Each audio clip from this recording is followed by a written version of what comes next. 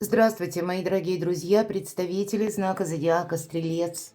Второй прогноз на декаду на 10 дней с 20 по 30 января. Давайте с вами узнаем, каковы подсказки карт и какие события нам раскроют карты, как палитру событий для вашего знака зодиака. Что случится, что произойдет в эту декаду. И первая колода у нас 78 дверей. Открытые двери или закрытые, метафорические карты. Вот давайте достанем знаки судьбы, 3 знака судьбы. Что это? Или события? Ну вот. Стрельцы, как будто нужно из этой клетки выходить. И обратите внимание, дверца открыта. Но мы как будто подзастряли, может быть, думаем, что-то, ну так, размышляем над чем-то, да? Ну, может быть, и сейчас раскроем. Тут ведь двояко, это одна карта. Но, может быть, где-то и с одной стороны контекст теряем время, а с другой стороны что-то и ускорить не можем. Но самое, наверное, все равно хороший посыл в том, что дверца открыта. Все же девятка мечей – это карта искаженного восприятия, понимаете? То есть вы можете что-то предполагать одно, а по факту дело обстоит ну как-то иначе. Вот давайте 3 знака судьбы. Может быть, в чем-то вам придется принимать важное решение. Первый знак судьбы, что там, что ждет, что случится, что произойдет. И с чем, с кем это будет связано. Вот давайте достанем такую карту. Может быть, как ключевое событие, главное событие этой декады, которым вам и придется заниматься, как видят карты. И следующие неожиданности, которые вас могут ожидать в этот момент, неожиданные события. И ваша фортуна. В чем повезет, в чем ваши преимущества. По основным сферам жизни, что ждет сфера личной жизни, любви и в целом взаимоотношений, что ждет в сфере финансов, стрельцов с 20 по 30 и по части достижений. У кого-то согласование, важные встречи, документы или учеба. Итак, первый знак судьбы. Опять девятка. Вот смотрите, девятка по нумерологии всегда преддверие перемен. А по девятке жезлов мы как будто к чему-то готовились долгое время. Вот как этот человек. Дверей закрытых нет, наоборот. Это он изготовил эти двери, сейчас поставит. И уже более так планированно будет распределять, организовывать свою жизнь. Кому нужно, двери откроет, кому не нужно, закроет. Вот вам нужно что-то явно тут упорядочить. Интересно. А с чем это? И решиться опять же на что-то. Как и девятка мечей, да, ну, некоторое такое замешательство или внутреннее даже, да, состояние. Или когда мы все же бездействуем. И здесь уже как будто ты сделал все, что мог. Вот в какой-то прежней истории вы точно сделали все, что могли. И вот с чем это связано? Для кого-то из вас прежние отношения, конечно. Отшельник – это у нас часто, ну, все-таки дервиш, с одной стороны, но это тот философ, который идет своим путем, он сам по себе. С одной стороны, это независимая личность, но есть и другой как бы посыл. Вам ничто не мешает. Вот люблю эту карту, потому что ничто не мешает. Вот вам действительно ничто не мешает. Может быть, вам и кажется, что весь мир против меня, или какая-то ситуация банальная на работе сложная, может быть и так. Но по факту, может быть, знаете, много эмоций, много какой-то энергии такой напряженной. Но вам-то, мои дорогие стрельцы, по сути, ничто не мешает. Но какие-то мудрые решения. Ну, ух ты, тут у нас аркан император, и правда у кого-то беседы с руководством, может быть так.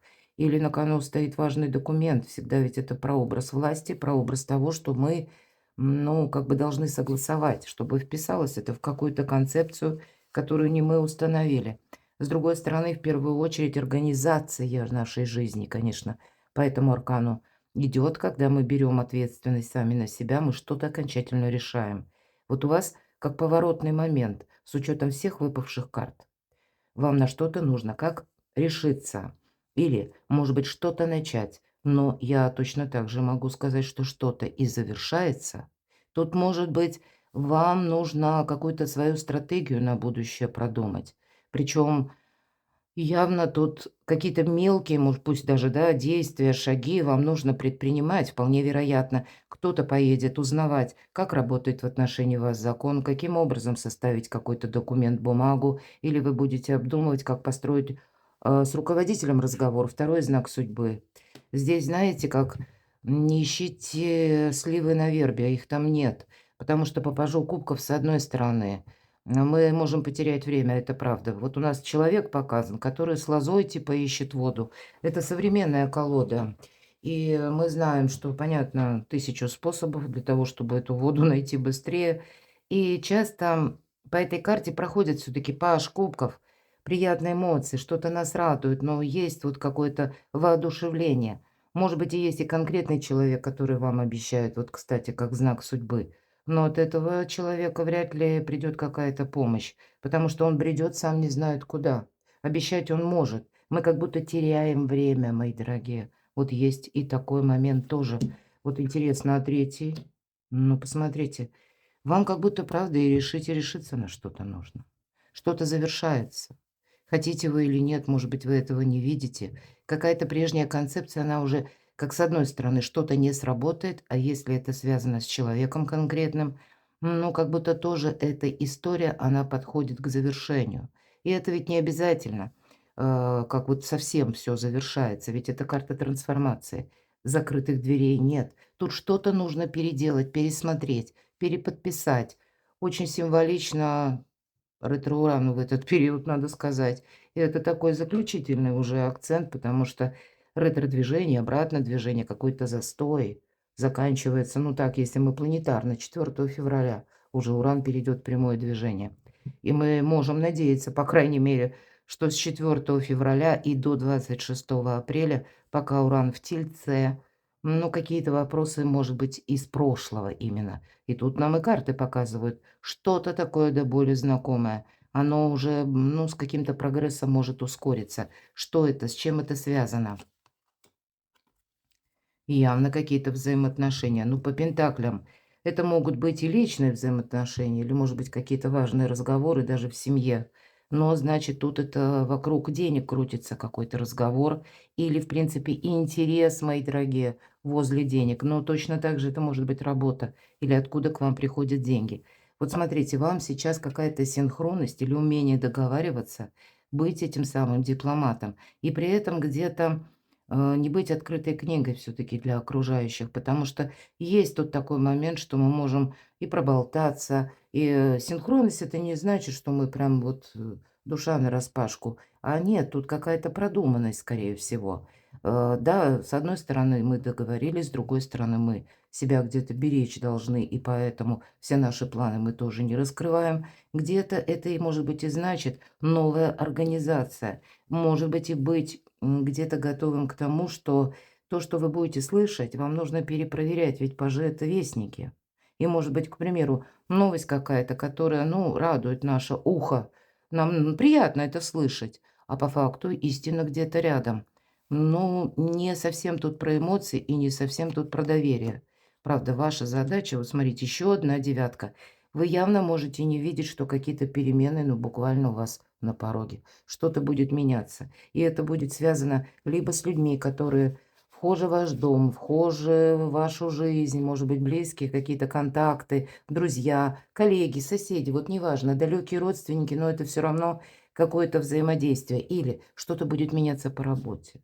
Смена руководства, к примеру, да, или смена графика работы. Ну, может быть, это и в средствах массовой информации вы что-то услышите. У вас на кону ваше благополучие. Вот не будет повтора какого-то, ну, как мы говорим, как прежде. Тут нужно перенести свое благополучие в какую-то реальность, которая будет вот-вот, уже на будущее. Или, по крайней мере, для себя, ну, так предположить, а что я буду делать, если вот сейчас что-то пойдет не так? Или какой-то вопрос, договоренность не сработает?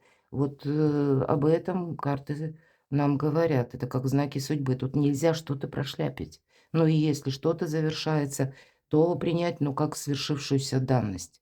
Но, видимо, эта трансформация вам совершенно необходима, потому что конечная это ведь карта, это, по сути дела, благополучие, это вы сами открываете двери. А если мы говорили о дипломатии, ныряльщики, да, дверь на дне бассейна, она открывается от синхронности. Поэтому от дипломатии многие двери у вас откроются. Вот снова вам выпадает карта двойка пентаклей, как будто договоренности какие-то. Но такие договоренности, когда вы должны, понимаете, вот как разделить на два, это как минимум. Самому себе сказать, первое, я сделал уже все, что мог. Но есть какая-то тема, концепция, когда вы что-то хотите продолжать. И вот то, что вы хотите продолжать, или какой-то вот такой альтернативный вариант, вам это нужно перенести в новую организацию на будущее, с какими-то новыми методами, новыми подходами. Ну, у вас же все получится. И даже если вы сталкиваетесь, смотрите, карта мага. Именно от взаимодействия. Маг великий, мы говорим, манипулятор. Да он умеет просто договариваться. Максимально для себя приемлемо, скажем, или полезно. Вот какая-то такая задача у вас стоит на третью декаду января. А давайте откроем неожиданности. Но ведь даже если вас окружают такие, ну, мудрые и хитрые, да, люди, может быть, и те персоны, которые вам тоже что-то не говорят до конца, не рассказывают, а имеют свой какой-то план. Ну, так и вы такой же план имеете, неожиданность. А тем не менее, в неожиданностях тут возможности идут, правда? Для кого-то из вас это может быть буквально, ну, вот как работа в команде или в новой команде, новый коллектив. Правда, перемены, может быть, на работе, не обязательно руководитель. Может быть, кто-то из коллег увольняется, вакантная должность освобождается, и у вас есть возможность. Вот тут самое главное этот шанс или возможность как будто зацепить, увидеть. А также мы по этой карте учимся. Это такой своеобразный и жизненный экзамен. А у кого-то в неожиданностях может быть и правда. Смотря чем вы занимаетесь, род занятий, профессия. Есть профессии, где очень часто сдают какие-то зачеты. Может быть, вот такой зачет, как неожиданность, как снег на голову. Нужно вот пройти как дополнительную какую-то, может быть, узкую квалификацию или быстро как будто нам подтвердить свою профессию, профессионализм, да. Ну, у кого-то и так. Но и себя перестроить, потому что всегда любая тройка– это карта будущего. Но это точно так же, как какие-то известия, которые вам приносят люди, могут быть неожиданны. И это будет связано с работой. Смотрите, опять девятка жезлов. Может быть, такое настроение: я ничего не хочу ни слышать, ни знать. Или мне совершенно это не устраивает. Или будет такое желание замкнуться. Может быть, само по себе желание как будто немножко абстрагироваться от внешнего мира. А все-таки нет. Тут вот именно не упустить чего-то. Вот тот момент, может быть, мои дорогие стрельцы, когда вам придется выйти на эту авансцену. Я больше вижу так. И в то же время, опять же, сказать себе, в каком-то деле, в каком-то вопросе или теме вы сделали все, что могли. Тройка жезлов еще раз выпадает нам, да? И если мы говорим, у нас тут были тройка пентаклей. Ну, посмотрите, две двойки, даже у нас тут получается три двойки с учетом предыдущей колоды и две тройки. И если мы говорим три, это именно карта будущего. Мы уже определяемся. И вот именно по тройке жезлов, обратите внимание, наш человек, он уже в горизонт смотрит. Он уже знает как направление. И вот в чем ваша фортуна. Именно когда вы перестраиваете себя с учетом того, что вот-вот что-то меняется. Или принимаете, как, пусть даже как данность, да, на работе, какие-то перемены. Или перемены, которые связаны, может быть, с вашим домом, с вашей семьей, с далекими родственниками. Но вот что-то мы не можем просто отменить. И что бы мы тут ни делали, но, видимо, какое-то правильное, как минимум, взаимодействие или сотрудничество нам совершенно необходимо. А двойка– это когда что-то хорошо знакомое. Но это нам нужно переложить уже на потом. По этой карте у нас человек останавливается словно на полдороги, чтобы продумать, все ли я взял с собой в будущее из прошлого. И понятно, это тоже где-то трансформация, потому что все мы не можем продолжать. Вот какой-то философский вопрос, так и хочется сказать. Но самая первая, наверное, задача сказать себе самому, в каком-то деле вы уже сделали все, что могли. Еще один Паша– это любовь, личная жизнь. У кого-то, как сведения, какие-то новости от детей, пажи вестники, да, и дети иногда. Но это может быть паж жезлов, какая-то тема, которая связана и с работой тоже, все-таки жезлы. Может быть, это как работа на дому, кто-то ищет именно на дому, удаленную работу. Может быть, то, что меняется, да. Раньше ездили в офисы, теперь на дому. Или, может быть, был офис, учреждение в одном месте находилось, а здесь как будто ну, может быть, другое место, именно сама по себе дислокация переносится. Жезлы, несмотря на то, что на личную жизнь, значит, даже для кого-то из вас в личной жизни какой-то придется решать вопрос, может быть, документально. Или он не на чувствах построен, а на логике какой-то. Но, с другой стороны, жезл– это огонь. Это вот мы можем с чем-то не соглашаться, ведь такое тоже может быть. Давайте мы с вами узнаем, а что это такое в любви и в личной жизни. Ну, может быть, вы решиться вам на что-то нужно. Возможности вообще-то, мои дорогие. А может быть, у кого-то приятные вести, правда, по части семьи, дома, детей, денег, может быть, и так. Или, может быть, и помощь ваших близких. Вообще вся семья в сборе. Очень добрая карта, мои дорогие. Она говорит и о помощи, взаимоподдержке тоже. И поэтому даже если вокруг какая-то нестабильная история, то место нашей силы– это буквально наш дом, это наши близкие. И по этому дуплету это вас кто-то поддерживает. Может быть, даже для кого-то дети поддерживают.